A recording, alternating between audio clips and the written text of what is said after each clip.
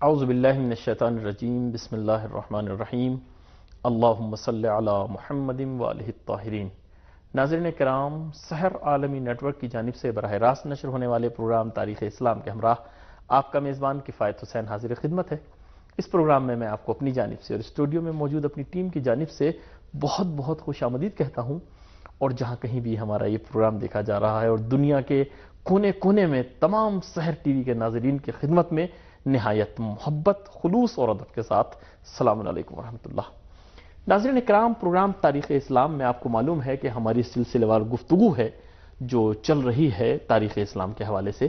گزشتہ ہفتے ہماری گفتگو پہنچی تھی عمرۃ القضا کے حوالے سے۔ عمرۃ القضا ایک بہت اہم واقعہ تھا کہ جو صلح حدیبیہ کے نتیجے میں جس وقت مسلمانوں کو روکا جاتا ہے اور کفار اجازت نہیں دیتے اور کہتے ہیں کہ اگلے سال آ کر آپ یہ عمرہ کر سکتے ہیں، تو پھر مسلمان حضور نبی اکرم صلی اللہ علیہ وآلہ وسلم کی قیادت میں بیت الشرف، خانہ خدا کی زیارت کا شرف حاصل کرتے ہیں۔ ناظرین، اس کے بعد تاریخ میں ایک بڑا اہم واقعہ رونما ہوتا ہے جس کو ہم جنگ موتا کے نام سے یاد کرتے ہیں۔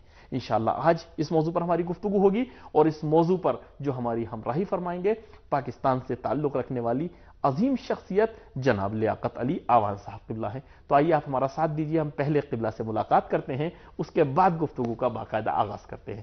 حضور السلام علیکم۔ وعلیکم السلام ورحمۃ اللہ۔ قبلہ، بہت شکر گزار ہیں کہ آپ نے ہماری دعوت کو قبول فرمایا اور اپنا قیمتی وقت ہمارے پروگرام کے لیے مخصوص کیا۔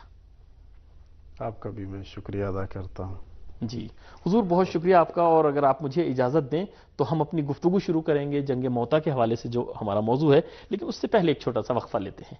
ناظرین، بڑی اہم گفتگو ہے، انشاءاللہ موضوع بہت اہم ہے، اور ہمارے مولانا اور ہمارے جو یہاں پر مہمان ہیں جناب لیاقت علی آوان صاحب قبلہ، ان سے آپ اور ہم سب مل کر مستفیض ہوں گے، لیکن ملتے ہیں چھوٹے سے بریک کے بعد۔ ناظرین اکرام، پروگرام تاریخ اسلام میں ایک مرتبہ پھر آپ کو خوش آمدید کہتے ہیں، اور آپ سے گزارش کریں گے کہ پروگرام میں آپ شرکت بھی کیجئے، آپ ہمیں کال کیجئے، اگر ہمیں کوئی مشورہ دینا چاہتے ہیں، ہمارے مہمان سے کوئی سوال کرنا چاہتے ہیں تو ضرور کال کیجئے، ہمیں آپ کے ٹیلی فون کا انتظار ہے۔ ہمارا ساتھ دیجئے، گفتگو آگے بڑھاتے ہیں۔ جی حضور، جیسا کہ میں نے عرض کیا کہ انشاءاللہ ہمارا جو موضوع ہے وہ جنگ موتا ہے، لیکن ایک سوال بہت اہم ہے یہاں پہ، وہ یہ کہ جو ہمارے حضور نبی اکرم صلی اللہ علیہ وآلہ وسلم ہیں، رسول رحمت ہیں، اور حضور نبی اکرم صلی اللہ علیہ وسلم کو خداوند عالم نے رحمت للعالمین بنا کر پیش کیا ہے، اور ہمارا عقیدہ ہے کہ اسلام جو پھیلا ہے وہ محبت کے ذریعے سے پھیلا ہے، اخلاق کے ذریعے سے پھیلا ہے۔ تو یہ بتائیے کہ پھر جنگوں کی ضرورت کیا پڑی؟ یہ جو جنگیں ہیں، ہم نے پہلے بھی کچھ بیان کی ہیں، آج بھی ایک موضوع ہمارا جنگ ہے، تو ان کی ضرورت کیا پڑی؟ اس کے اوپر آپ کچھ روشنی ڈالیے۔ اعوذ باللہ من الشیطان الرجیم، بسم اللہ الرحمن الرحیم، الحمد للہ رب العالمین، وصلی اللہ علی سیدنا و مولانا بالقاسم محمد وعلی آلہ الطیبین الطاہرین۔ سب سے پہلے تو سحر ٹی وی کے ناظرین کی خدمت میں سلام عرض کرتا ہوں، اور دعا گو ہوں کہ خداوند کریم سب کو سلامت رکھے۔ جی الہی آمین۔ آپ کا سوال انتہائی مہم ہے، اور یہ سوال بہت سارے لوگوں کے ذہنوں میں پیدا ہوتا ہے بالکل کہ جنگ کی کیا ضرورت پڑی بالکل جب رحمت للعالمین ہیں، بالکل، اور جب اس اخلاق عظیم کے مالک ہیں۔ بے شک۔ انسان جب آیات قرآن کی تلاوت کرتا ہے اور تفاسیر کی طرف رجوع کرتا ہے، جی اور اسی طرح جب سیرت النبی کا بغور مطالعہ کرتا ہے، جی تو جو چیز سامنے آتی ہے وہ یہ ہے کہ دعوت اسلامی میں جو چیز انتہائی اہمیت کی حامل تھی، جی اور جو طریقہ اور جو روش جس کو بنیادی حیثیت حاصل تھی، جی وہ یہ تھا کہ رسالت مآب صلی اللہ علیہ وآلہ نے لوگوں کی فکری ہدایت کی، بے شک، لوگوں کی عقلوں کو جھنجھوڑا، جی ان کی فکروں کو بیدار کیا، اور لوگوں کو ادلہ، براہین اور منطقی استدلال سے قائل کیا۔ بالکل اور یہ وہ روش اور وہ طریقہ کار تھا حتیٰ کہ جو حالت جنگ میں بھی جس کو جاری رکھا، بالکل، لوگوں کو منطقی گفتگو کے ذریعے سے قائل کیا، آیات الہی کی تلاوت کے ذریعے سے لوگوں کو قائل کیا۔ اسی وجہ سے مورخین نے لکھا فتحت المدینہ بالقرآن، اللہ اکبر. مدینہ فتح ہوا آیات الہی کی تلاوت کے ذریعے، بے شک. قرآن کے ذریعے. جی چونکہ قرآن میں برہان موجود ہے، استدلال منطقی موجود ہے، ایک عقلی گفتگو موجود ہے. بے شک. پیغمبر نے اس ہدایت فکری کے ذریعے سے لوگوں کو اسلام کی طرف میل کیا. آپ دیکھتے ہیں کہ پہلا لشکر اسلام تیار ہوتا ہے جو 100 نفر پر مشتمل ہے. 100 افراد ہیں اس لشکر میں. بالکل. امیر المومنین کی سپہ سالاری میں وہ یمن جاتا ہے جی اور مزہج قبیلہ کے علاقے میں جاتا ہے. جی. تو سب سے پہلے جو کام امیر المومنین کرتے ہیں، لوگوں کو اسلام کی دعوت دیتے ہیں، بے شک. منطق کے ذریعے سے، استدلال کے ذریعے سے، دلائل اور براہین کے ذریعے سے. اور لوگ جب قبول نہیں کرتے اور جنگ شروع کرتے ہیں تو تب امیر المومنین ان پر حملہ کرتے ہیں. یعنی یہ صرف ایک دفاع ہے. اس کو ایک تقریباً دفاعی حاصل ہے، خطرات کا سدباب ہے. بے شک. امیر المومنین ان کو دعوت اسلام دیتے، وہ جب جنگ کرتے تو ایک حملہ کرتے ہیں، ان کے 20 افراد مارے جاتے ہیں. اب دوسرے حملے سے پہلے پھر ان کو اسلام کی دعوت دیتے ہیں کہ ابھی بھی وقت ہے، سنبھل جاؤ. ابھی بھی وقت ہے. پھر بھی انہی ادلہ کے ذریعے سے، بالکل. انہی دلائل کے جیسے ذریعے کہا سے. جاتا ہے واقعاً جو حضور آئے تھے ہمارے، اور پوری جو یعنی یہ سلسلہ رہا ہے رہنمایان اسلام کا، وہ اصل میں زندگی تقسیم کرنے کے لیے آئے تھے. جی موت نہیں، جنگ نہیں، اور دنیا اور اخروی دونوں طرح کی زندگی عطا کرنا چاہتے تھے. اسی لیے ہر جگہ پہلے دعوت دے رہے ہیں زندگی کی، کہ تم یہاں کی اور زندگی وہاں کی زندگی دونوں حاصل کرو. تو عرض کر رہا تھا کہ اس طریقے سے یہ نہیں، منطقی استدلال اور دلائل کے ذریعے سے لوگوں کو قائل کیا جاتا ہے. اور پھر جو اس سے بھی زیادہ چیز مہم ہے وہ رسول کا عملی کردار ہے. بے شک. اپنے اخلاق حسنہ کے ذریعے سے لوگوں کو اسلام کی طرف متوجہ کیا، جی اپنی عملی زندگی کے ذریعے سے لوگوں کو اسلام کی طرف راغب کیا. جی. جنگ کی نوبت تو اس وقت آتی ہے جب یہ تمام چیزیں کارساز نہیں ہوتی، مایوس ہو جاتے ہیں جی بالکل. کہ یہ لوگ کوئی بات ماننے کے لیے تیار نہیں اور اپنی جاہلی رسومات سے بھی ہٹنے کے لیے تیار نہیں ہے، بے شک. اور لوگوں کو نقصان پہنچا رہے ہیں. اس وقت جنگ کی نوبت آتی ہے. بالکل. ورنہ جب تک ان سے یہ توقع تھی کہ یہ کوئی منطقی گفتگو سن سکتے ہیں، جی جب تک ان سے یہ کوئی امید تھی کہ یہ میرے کسی کردار کے کسی پہلو کو دیکھ کر اسلام کی طرف آ سکتے ہیں، ان کی طرف جنگ کا آغاز نہیں کیا گیا. ہدف یہ ہے کہ ان کی ہدایت ہونی چاہیے. ہدف ان کی ہدایت تھا. بے شک. جی حضور بڑا اہم جواب ہے واقعا. یعنی جنگ کی ضرورت کبھی کبھی، جیسے ہم دیکھتے ہیں اپنے معاشرے میں، ڈاکٹر مجبور ہوتا ہے کبھی کبھی آپریشن کرنے پہ، جی. اس عضو کو کاٹ کے پھینکنے پہ مجبور ہوتا ہے. جی. تو وہ بھی اس کی طرف سے ایک محبت ہے، ایک لطف ہے، جی. تاکہ اس کے ذریعے سے باقی پورے جسم کو محفوظ رکھ سکے. جنگ وہ آخری سٹیج تھی. بالکل. جی. بجا فرمایا آپ نے. حضور اب ہم آتے ہیں اپنے موضوع کی طرف، جو جنگ موتا ہے. اس کے علل اور اسباب کے حوالے سے آپ ہمیں بتائیے کہ کون سی چیزیں سبب بنی جس کی بنا پر یہ اتنی عظیم جنگ رونما ہوئی. جی دیکھیں، صلح حدیبیہ کے بعد جی رسالت مآب نے یہ چاہا کہ دعوت اسلام کو، جی دعوت توحید کو، توحید کے اس پیغام کو عرب کے دوسروں علاقوں تک بھی پہنچایا جائے. بالکل. یعنی ایک جہانی، اس کے ایک جہانی شکل دی جائے، ایک بین الاقوامی شکل دی جائے. جی. تو انہوں نے اس پیغام کو شامات کے علاقے کی طرف جی پہنچانا چاہا.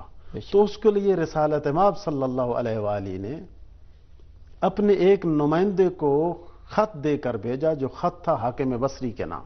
جی. اسے اسلام کی دعوت دی. رسالت مآب کا سفیر خط لے کر روانہ ہوتا ہے.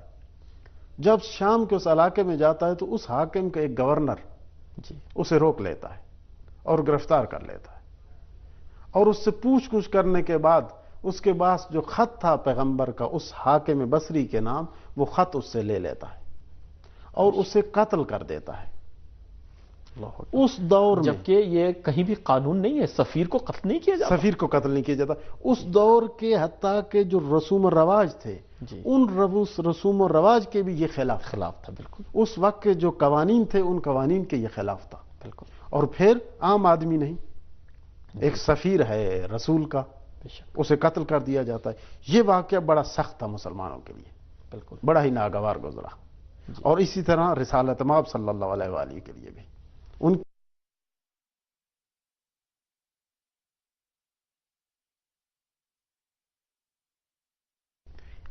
تبلیغی ایک وفد بھیجا اسی علاقے میں. جی. جب وہ وفد اس علاقے میں پہنچتا ہے تو ان لوگوں نے ظلم کی انتہا کر دی کہ اس وفد کے تمام افراد کو قتل کر ڈالا، اللہ اکبر۔ صرف ایک فرد کو، بالکل، ایک یعنی شخص کو جو ہے قتل انتہائی کیا۔ غیر انسانی حرکت انتہائی ہے۔ غیر انسانی سلوک۔ یہ غیر مسلح، یہ جنگ کے لیے نہیں گئے، یہ گئے ہیں تبلیغ کے لیے، لیکن ان کو قتل کر دیا جاتا ہے۔ جی اب جب یہ واقعات پیش آتے ہیں، مسلمانوں میں پریشانی ہے۔ بے شک۔ ادھر آپ دیکھتے ہیں وہاں جو مسلمان اقلیت میں ہیں، جی اس علاقے میں جن کی تعداد بہت کم ہے، یا جو لوگ اسلام کو قبول کرنا چاہتے ہیں، ان پر ظلم کیا جاتا ہے۔ یہ ساری چیزیں جس چیز کی طرف متوجہ کر رہی تھی مسلمانوں نے، وہ یہ تھی کہ یہ حکمران اور یہ لوگ مسلمانوں کے لیے اور اسلام کے لیے خطرہ ہیں۔ اس خطرے کا سدباب ضروری ہے۔ بے شک۔ اب اس خطرے کے سدباب کے لیے رسالت مآب نے حکم دیا کہ ایک لشکر تیار کرو، بالکل۔ اور مسلمان مصروف ہو گئے ایک لشکر کو تیار کرنے تھی۔ یہ تھے وہ علل و عوامل جن کی وجہ سے بعد میں یعنی وہی بالکل اسی طرح جیسے بھی آپ نے فرمایا تھا کہ آخری مرحلہ ہے جنگ کا، پہلے ان کو محبت سے دعوت دی، ایک نامہ بھیجا خالی، اس کے بعد ایک یعنی محبت کے ساتھ ایک تبلیغی وفد بھیجا، اور جب وہ جواب نہیں دے سکی پھر مجبور ہوئے حضور اس لشکر کو تیار کرنے۔ اب دیکھیے رسول اکرم صلی اللہ علیہ وآلہ کا طریقہ کار یہی تھا، ملوک کو، بادشاہوں کو خط لکھے، اور آج بھی وہ مکاتیب الرسول میں جو کتابیں بھی اس موضوع پہ لکھی گئی ان میں وہ موجود ہیں۔ بے شک۔ ان ملوک کو اور ان بادشاہوں کو اسلام کی دعوت دی، اور انہیں یہ بتایا کہ آپ تمہارا اقتدار باقی رہنے والا نہیں ہے، یہ ملک اور یہ اقتدار اور یہ حکومت تب ہی باقی رہے گی جب آپ ایمان اور اسلام کو قبول کرو گے، دعوت ایمان کو قبول کرو گے۔ ان کی طرف خط لکھے، تو یہ خط بھی ان خطوط میں سے ایک تھا، لیکن ان کا سلوک یہ تھا۔ پھر مبلغین کا ایک وفد جاتا ہے، ان کے ساتھ بھی ان کا سلوک یہ، وہاں جو لوگ اقلیت میں ہیں ان کے ساتھ بھی ان کا سلوک برا۔ یہ ساری چیزیں اس بات کی نشاندہی کر رہی تھی کہ یہ لوگ خطرہ ہیں اسلام کے لیے۔ بالکل۔ اب یہ لشکر تیار ہوتا ہے۔ بے شک۔ تو حضور اب ہم آتے ہیں اصل واقعے کی طرف، آپ اس پہ کچھ روشنی ڈالیے کہ یہ واقعہ کب رونما ہوتا ہے، اور یہ جو لشکر آپ نے فرمایا اس کی تعداد کتنی تھی؟ جی دیکھیں ہجرت کا 8واں سال ہے، جی جمادی الاول کا مہینہ ہے۔ بالکل۔ یہ دستور آتا ہے رسالت مآب کی طرف سے کہ ایک لشکر تیار کرو۔ مسلمان لشکر کی تیاری میں لگ جاتے ہیں۔ یہ لشکر تیار ہوتا ہے جس کی تعداد 3000 تھی، 3000 افراد پر مشتمل ایک لشکر۔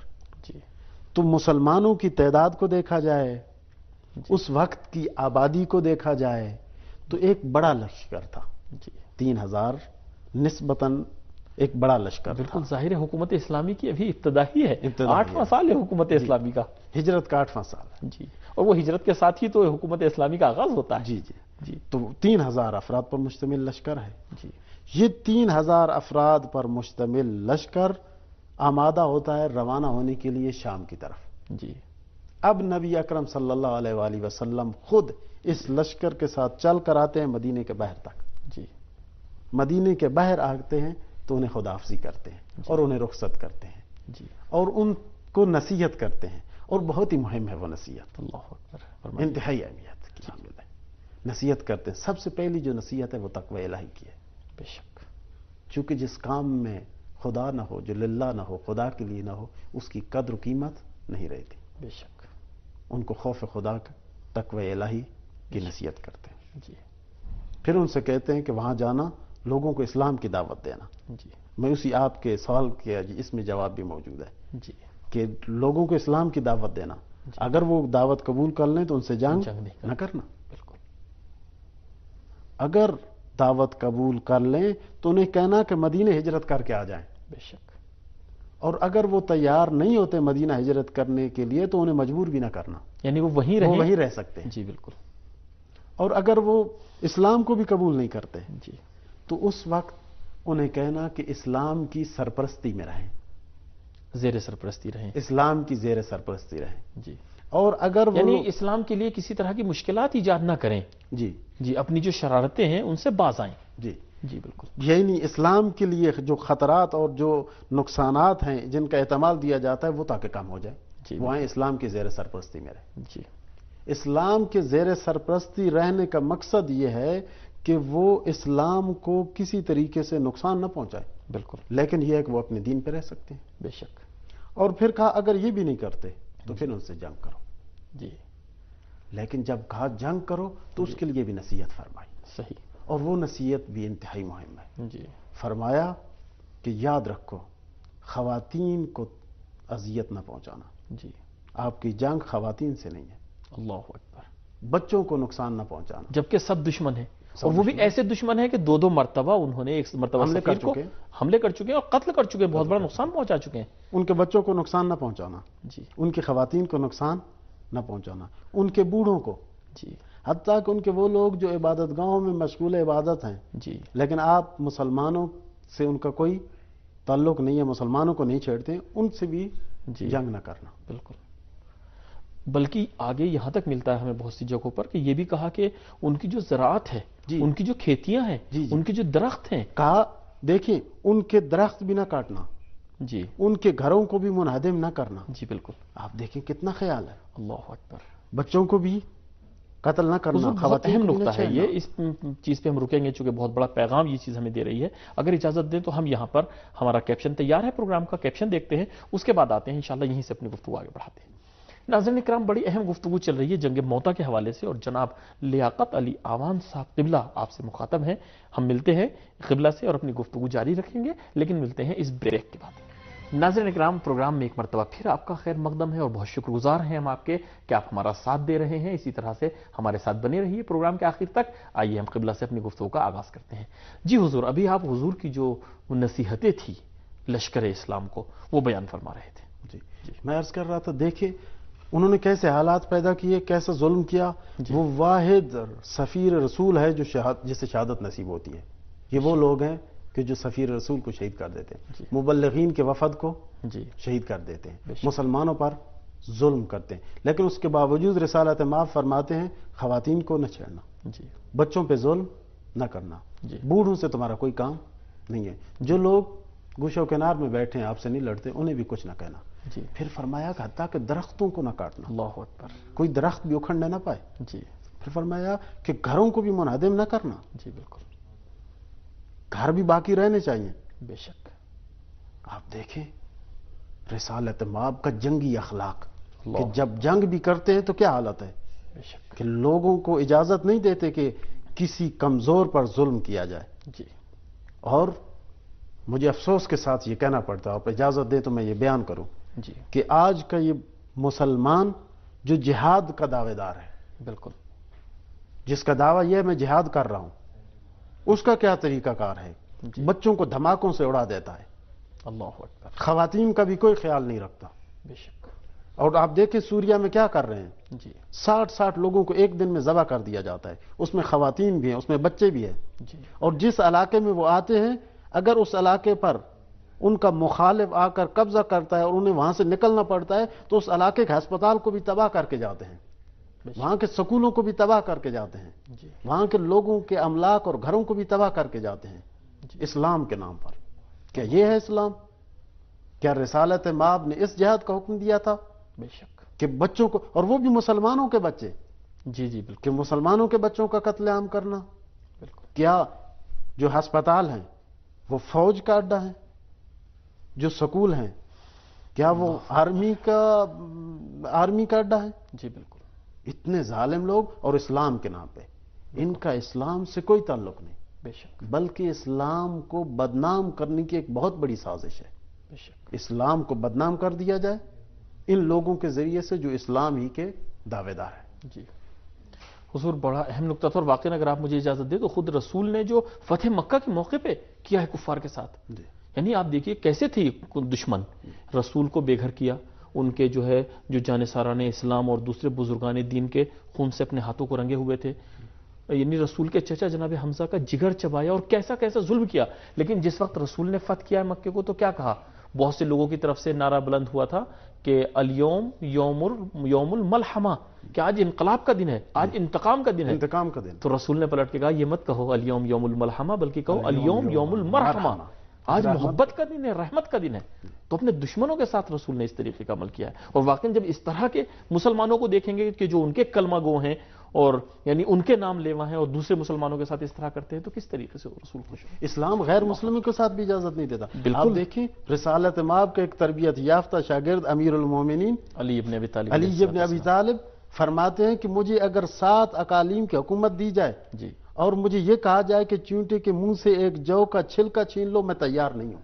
اللہ اکبر، بالکل اسلام یہ ہے، اسلام یہ نہیں ہے کہ بچوں کو ذبح کر دیا جائے، خواتین کو قتل کر دیا جائے، عام لوگوں کو دھماکوں سے اڑا دیا جائے۔ بالکل۔ اور وہ بھی مولا کائنات کا جملہ، چونکہ آپ نے بات ایسی کی ہے، وہ کہتے ہیں نا کہ جو یعنی افراد ہیں وہ یا تو تمہارے دینی بھائی ہیں یا انسانیت میں تمہارے بھائی ہیں۔ اگر مسلمان ہے تو تمہارے دین میں شریک ہے، اور اگر انسان ہے تو کم سے کم انسانیت میں شریک ہے، انسانیت کسی کو بھی کے اوپر ظلم کرنے کا حق نہیں ہے۔ حضور اب یہاں پر ہم آئیں گے ذرا سپہ سالاری کی طرف، جو اس جنگ میں سپہ سالاری کی ذمہ داری تھی، چونکہ آپ نے فرمایا کہ حضور میدان جنگ میں نہیں گئے ہیں، جی حضور نے رخصت کر دیا مدینے کے باہر آ کر لشکر کو، تو یہ عظیم ذمہ داری کس کے سپرد کی گئی تھی؟ اس کے اوپر کچھ روشنی ڈالی۔ جب رسالت مآب صلی اللہ علیہ وآلہ نے اس لشکر کو تیار کیا تو فرمایا کہ یاد رکھو اس لشکر کا پہلا سپہ سالار ابو طالب کا بیٹا جعفر ہے، ہاں جناب جعفر طیار، جناب جعفر طیار جس کو کہا جاتا ہے۔ اللہ اکبر، پھر میں وضاحت کروں گا کیسے وہ جعفر طیار بنے۔ جی بالکل، اس لشکر کا پہلا یعنی سپہ ابھی تک سالار، وہ صرف جعفر ہی تھے، ابھی تک صرف جعفر ہی ہیں، بے شک۔ طیار نہیں ہے، ذوالجناحین نہیں ہے۔ بے شک، کہا کہ اس لشکر کا سپہ سالار جعفر ہے۔ جی اگر جناب جعفر ابو طالب کے بیٹے امیر المومنین حضرت علی کے بھائی کو شہادت نصیب ہوتی ہے تو اس کے بعد زید ابن حارثہ ہیں، جی اگر وہ بھی شہید ہو جاتے ہیں تو اس کے بعد عبداللہ بن رواحہ ہے، جی اور اگر یہ تینوں کو شہادت نصیب ہو جاتی ہے کہ ایسے ہی ہوا جی تو وہ آپ لوگوں کو اختیار ہے کہ آپ ہی میں سے کسی ایک کو سپہ سالاری کے لیے منتخب کر لینا۔ جی بس جس شخص کو پہلا سپہ سالار قرار دیا وہ جناب جعفر ابو طالب کے بیٹے تھے، اور ابن ابی الحدید معتزلی بھی اس بات کی تائید کرتے ہیں۔ جی وہ کہتے ہیں کہ ابن اسحاق کے اشعار جو جنگ موتا کے بعد اور جناب جعفر کی شہادت کے بعد انہوں نے جو اشعار پڑھے، وہ اشعار بھی اس بات پر دلیل ہیں کہ اس لشکر کا پہلا سپہ سالار جناب جعفر ابن ابی طالب تھے۔ بے شک، اور اہل بیت علیہ السلام کی روایات وہ بھی اس چیز کو بیان کرتی ہیں جی کہ اس لشکر کی سپہ سالاری جناب جعفر کے سپرد تھی، ابو طالب کے بیٹے۔ جی بالکل۔ تو جناب جعفر، تو یہ واقعہ کس طریقے سے رونما ہوتا ہے، اس کے بارے میں آپ کچھ بیان فرمائیں گے؟ جناب جعفر اس 3000 کے لشکر کو جی لے کر چلتے ہیں شام کی طرف۔ بالکل، جب ایک علاقے میں پہنچتے ہیں جو اس وقت اردن کا حصہ ہے، جی اس وقت یہ سارا علاقہ شام کہلاتا تھا، جو کہ شام بہت بڑا تھا۔ اردن، جارڈن، جی جی اردن کا حصہ۔ تو جب وہاں پہنچتے ہیں تو دشمن کو اطلاع مل جاتی ہے، جی دشمن مطلع ہوتا ہے کہ ایک مسلمانوں کا بہت بڑا لشکر جی آ رہا ہے، تو وہ بھی اپنے لشکر کو تیار کرتے ہیں، جی اور وہ ایک ایسا لشکر جو در حقیقت روم کا لشکر تھا، بے شک، وہ لشکر مسلمانوں کے مقابلے میں آتا ہے۔ جی اس لشکر کی تعداد 1 لاکھ سے زیادہ تھی۔ اللہ اکبر، کہاں 1 لاکھ اور کہاں 3000 کا لشکر! یہ دیکھیں افرادی قوت 1 لاکھ سے تعداد زیادہ تھی، اور ہر قسم کے اسلحہ سے بھی مسلح تھے۔ جی مسلمانوں کا لشکر 3000 جی اور وہ 1 لاکھ سے زیادہ۔ بالکل، اب جب مسلمان یہ دیکھتے ہیں تو تھوڑے پریشان بھی ہو جاتے ہیں جی کہ ہم کم ہیں تعداد میں۔ یہ طبیعی چیز تھی، ایک طبعی بالکل چیز تھی، فطری جنگوں چیز میں ہے۔ ہوتا رہا ہے، بعض بالکل۔ اوقات مسلمان جو جنگ کرتے رہے ان میں جی یہ مسائل ہوتے تھے، پریشان ہو جاتے ہیں، جی آپس میں صلاح و مشورہ کرتے ہیں۔ جی عبداللہ بن رواحہ اور جناب جعفر ابن ابی طالب لوگوں کو حوصلہ دیتے ہیں۔ عبداللہ ابن رواحہ اپنے اشعار پڑھتے ہیں کہ ہمیں جنگ کرنی چاہیے، یہ نہ دیکھو کہ ہم کم ہیں، جی ہمارا ایمان پختہ ہے، اشعار پڑھتے ہیں، اللہ، لوگ تیار ہو جاتے ہیں۔ بے شک، تو موتا کے مقام پہ، جس وجہ سے اس کو آپ لوگ جنگ موتا کہتے جنگ ہیں۔ موتا کہہ رہے ہیں، جی موتا کے مقام پہ جنگ ہوتی ہے، جی دشمن حملہ کرتا ہے جی اور محاصرہ کر لیتا ہے۔ جی جناب جعفر کا، جی جناب جعفر اتنے بڑے دشمن سے بغیر کسی پریشانی کے، جی کسی کی پرواہ کیے بغیر لڑ رہے ہیں، بے شک، اور اپنی پوری شجاعت اور بہادری کے ساتھ لڑ رہے ہیں۔ جی جناب جعفر پہ حملہ کرتے ہیں، جناب جعفر کے دائیں ہاتھ میں پرچم ہے، بے شک، انہوں نے حملہ کیا، جناب جعفر کا دائیں ہاتھ کٹ گیا، اللہ اکبر، تو انہوں نے پرچم کو بائیں ہاتھ میں لیا۔ جی اب دشمن جو ہے دوبارہ حملہ کرتا ہے، جی ان کا بائیں بازو کو بھی کاٹ دیتا ہے، دونوں بازو کٹ جاتے ہیں جناب جعفر کے راہ اسلام میں۔ بے شک، پرچم اسلام تھا جناب جعفر کے پاس، جی اور اتنا ظلم کرتے ہیں وہ جناب جعفر پہ کہ مورخین نے لکھا ہے کہ 90 سے زیادہ زخم آئے ان پر. جی 90 سے زیادہ زخم ان کے جسم پر موجود تھے. اور جو چیز انتہائی مہم ہے وہ یہ ہے کہ یہ سارے زخم ان کے سامنے تھے. پیٹھ پر کوئی زخم نہیں تھا. مورخین نے لکھا بالکل پیٹھ پہ کوئی زخم یعنی نہیں جو تھا. آگے بڑھ بڑھ کے وہاں پر حملہ کر رہے یعنی ہیں آگے بڑھ بڑھ کر حملے کر رہے ہیں. اور یہ ان کی شجاعت اور بہادری کی دلیل ہے کہ ان کی پشت پر کوئی زخم نہیں ہے. سارے زخم 90 سے زیادہ زخم. اس حالت میں جناب جعفر نے اس لشکر کی سپہ سالاری کی.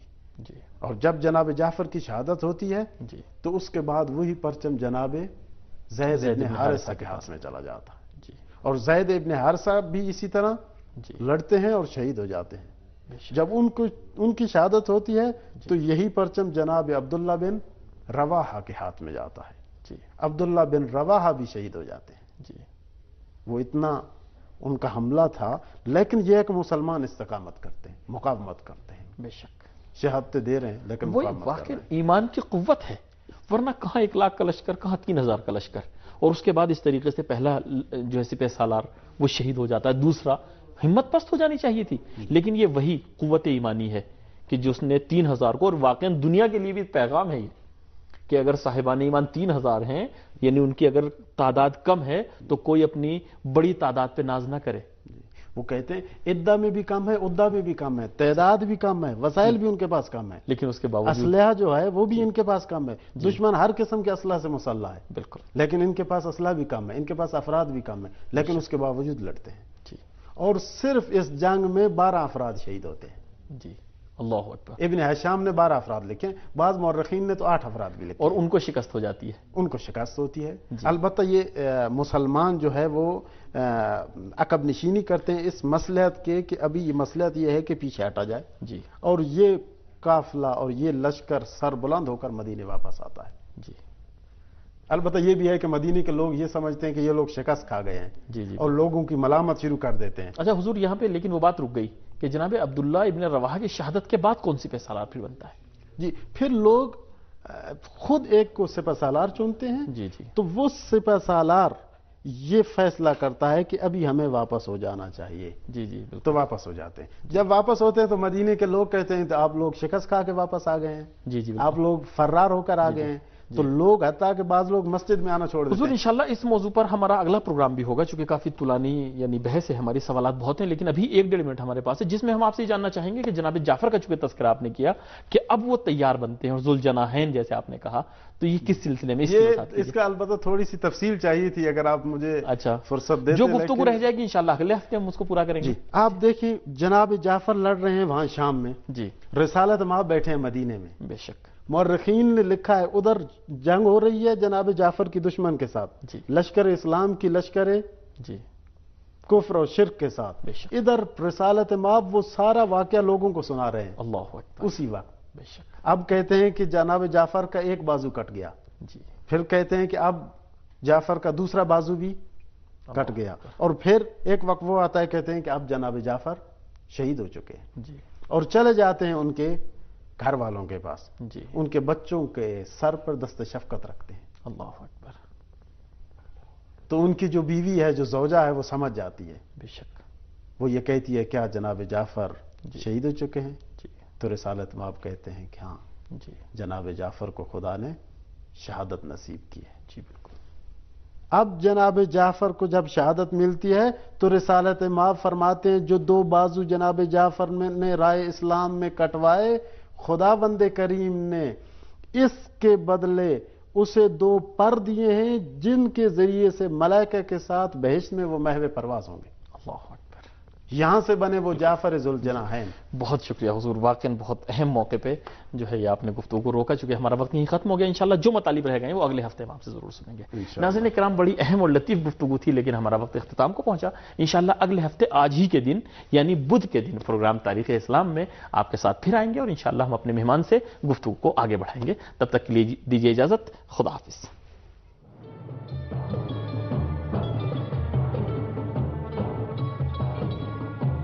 ہے اور کفار اجازت نہیں دیتے اور کہتے ہیں کہ اگلے سال آ کر آپ یہ عمرہ کر سکتے ہیں تو پھر مسلمان حضور نبی اکرم صلی اللہ علیہ وآلہ وسلم کی قیادت میں بیت الشرف خانہ خدا کی زیارت کا شرف حاصل کرتے ہیں۔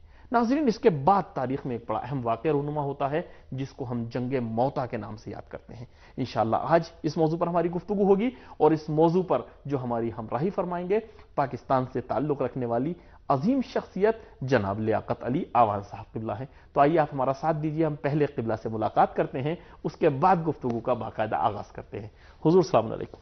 وعلیکم السلام ورحمۃ اللہ۔ قبلہ، بہت شکر گزار ہیں کہ آپ نے ہماری دعوت کو قبول فرمایا اور اپنا قیمتی وقت ہمارے پروگرام کے لیے مخصوص کیا۔ آپ کا بھی میں شکریہ ادا کرتا ہوں۔ جی حضور، بہت شکریہ آپ کا، اور اگر آپ مجھے اجازت دیں تو ہم اپنی گفتگو شروع کریں گے جنگ موتا کے حوالے سے جو ہمارا موضوع ہے، لیکن اس سے پہلے ایک چھوٹا سا وقفہ لیتے ہیں۔ ناظرین، بڑی اہم گفتگو ہے، انشاءاللہ موضوع بہت اہم ہے، اور ہمارے مولانا اور ہمارے جو یہاں پر مہمان ہیں جناب لیاقت علی آوان صاحب قبلہ، ان سے آپ اور ہم سب مل کر مستفیض ہوں گے، لیکن ملتے ہیں چھوٹے سے بریک کے بعد۔ ناظرین اکرام، پروگرام تاریخ اسلام میں ایک مرتبہ پھر آپ کو خوش آمدید کہتے ہیں، اور آپ سے گزارش کریں گے کہ پروگرام میں آپ شرکت بھی کیجئے، آپ ہمیں کال کیجئے، اگر ہمیں کوئی مشورہ دینا چاہتے ہیں، ہمارے مہمان سے کوئی سوال کرنا چاہتے ہیں تو ضرور کال کیجئے، ہمیں آپ کے ٹیلی فون کا انتظار ہے۔ ہمارا ساتھ دیجئے، گفتگو آگے بڑھاتے ہیں۔ جی حضور، جیسا کہ میں نے عرض کیا کہ انشاءاللہ ہمارا جو موضوع ہے وہ جنگ موتا ہے، لیکن ایک سوال بہت اہم ہے یہاں پہ، وہ یہ کہ جو ہمارے حضور نبی اکرم صلی اللہ علیہ وآلہ وسلم ہیں، رسول رحمت ہیں، اور حضور نبی اکرم صلی اللہ علیہ وسلم کو خداوند عالم نے رحمت للعالمین بنا کر پیش کیا ہے، اور ہمارا عقیدہ ہے کہ اسلام جو پھیلا ہے وہ محبت کے ذریعے سے پھیلا ہے، اخلاق کے ذریعے سے پھیلا ہے۔ تو یہ بتائیے کہ پھر جنگوں کی ضرورت کیا پڑی؟ یہ جو جنگیں ہیں ہم نے پہلے بھی کچھ بیان کی ہیں، آج بھی ایک انسان جب آیات قرآن کی تلاوت کرتا ہے اور تفاسیر کی طرف رجوع کرتا ہے، جی اور اسی طرح جب سیرت النبی کا بغور مطالعہ کرتا ہے، جی تو جو چیز سامنے آتی ہے وہ یہ ہے کہ دعوت اسلامی میں جو چیز انتہائی اہمیت کی حامل تھی، جی اور جو طریقہ اور جو روش جس کو بنیادی حیثیت حاصل تھی، جی وہ یہ تھا کہ رسالت مآب صلی اللہ علیہ وآلہ نے لوگوں کی فکری ہدایت کی، بے شک، لوگوں کی عقلوں کو جھنجھوڑا، جی ان کی فکروں کو بیدار کیا، جی اور لوگوں کو ادلہ، براہین اور منطقی استدلال سے قائل کیا، بالکل۔ اور یہ وہ روش اور وہ طریقہ کار۔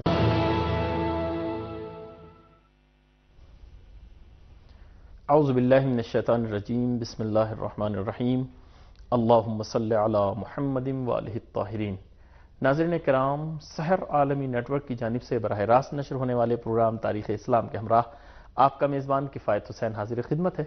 اس پروگرام میں آپ کو اپنی جانب سے اور اسٹوڈیو میں موجود اپنی ٹیم کی جانب سے بہت بہت خوش آمدید کہتا ہوں، اور جہاں کہیں بھی ہمارا یہ پروگرام دیکھا جا رہا ہے اور دنیا کے کونے کونے میں تمام سحر ٹی وی کے ناظرین کی خدمت میں نہایت محبت، خلوص اور ادب کے ساتھ السلام علیکم ورحمۃ اللہ۔ ناظرین اکرام، پروگرام تاریخ اسلام میں آپ کو معلوم ہے کہ ہماری سلسلے وار گفتگو ہے جو چل رہی ہے تاریخ اسلام کے حوالے سے۔ گزشتہ ہفتے ہماری گفتگو پہنچی تھی عمرۃ القضا کے حوالے سے۔ عمرۃ القضا ایک بہت اہم واقعہ تھا کہ جو صلح حدیبیہ کے نتیجے میں جس وقت مسلمانوں کو روکا جا، موضوع ہمارا جنگ ہے، تو ان کی ضرورت کیا پڑی، اس کے اوپر آپ کچھ روشنی ڈالیے۔ اعوذ باللہ من الشیطان الرجیم، بسم اللہ الرحمن الرحیم، الحمد للہ رب العالمین، وصلی اللہ علی سیدنا و مولانا ابوالقاسم محمد وعلی آلہ الطیبین الطاہرین۔ سب سے پہلے تو سحر ٹی وی کے ناظرین کی خدمت میں سلام عرض کرتا ہوں، اور دعا گو ہوں کہ خداوند کریم سب کو سلامت رکھے۔ جی الہی آمین۔ آپ کا سوال انتہائی مہم ہے، اور یہ سوال بہت سارے لوگوں کے ذہنوں میں پیدا ہوتا ہے بالکل کہ جنگ کی کیا ضرورت پڑی بالکل جب رحمت للعالمین ہیں، بالکل، اور جب اس اخلاق عظیم کے مالک ہیں۔ بے شک۔ انسان